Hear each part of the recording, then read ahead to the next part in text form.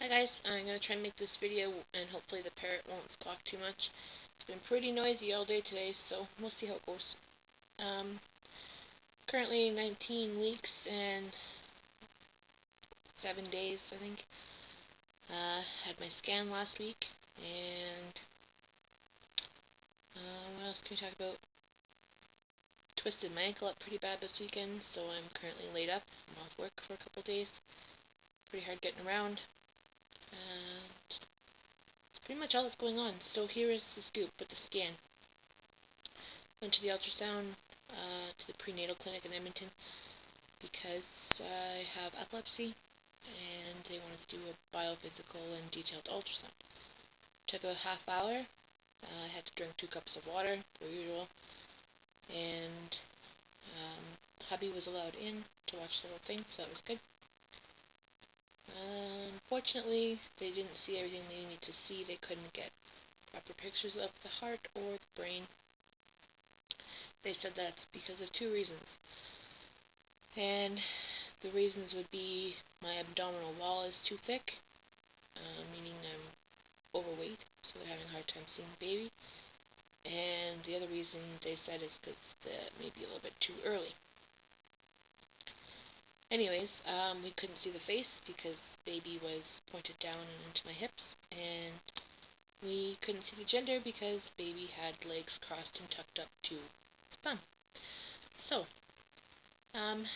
baby weighs 9 ounces, so it's just over a pound, and was 23 centimeters long, which they said is good. Both is very good. And they said that my due date might be November 10th. November 12th, which before we were told the 10th, so they said really that's the same day. And they want me to go back in 3 weeks' time because they couldn't get proper pictures of the heart and brain. Now, why that's so important for us is because the medication I'm on for my seizures, if it's going to affect the baby anywhere, likely will be the brain or the heart. And then after they figure out if that's okay or there's something wrong, then, excuse me, then I have to go see someone about an obstetrician about how fast the baby's growing. So the doctor talked to me about if I had a obstetrician yet, which I don't. We just picked the hospital we were going to deliver in, so I hadn't even really thought about that. So he set me up with a doctor in Grand Prairie, which is a lot closer than Edmonton, and I guess we're going to be seeing him a lot. They also told me that I might not be able to have any pain relief medication because epileptics are prone to bleeding out during labor, and the pain medication can thin my blood. So, depending on the obstetrician, it's up to them whether or not I get drugs or not. We'll see how it goes. And they also talked to me about the chances of having seizures during labor and such, and that sometimes your chances are increased because you're breathing heavy and you're not getting enough oxygen to your brain and such and forth. So it's really important to practice breathing exercise. So it was quite a shock, actually, to hear all of this stuff and to not be able to see all the pictures of the baby. So I'll be glad when we go back on the 7th of July, which is like 2 weeks from now, to make sure everything's okay. Like I said, I busted up my ankle this weekend. I fell getting out of my truck. I have a pretty high truck, and I was down at the lake with the dog, and I slipped off the step rail and fell on my ankle. Just go to the hospital. Just been kind of toughing it out. I don't think it's broken because I can wiggle my toes. Hurts a lot. Wish I could take some medication for that, but just elevating and ice. That's about it.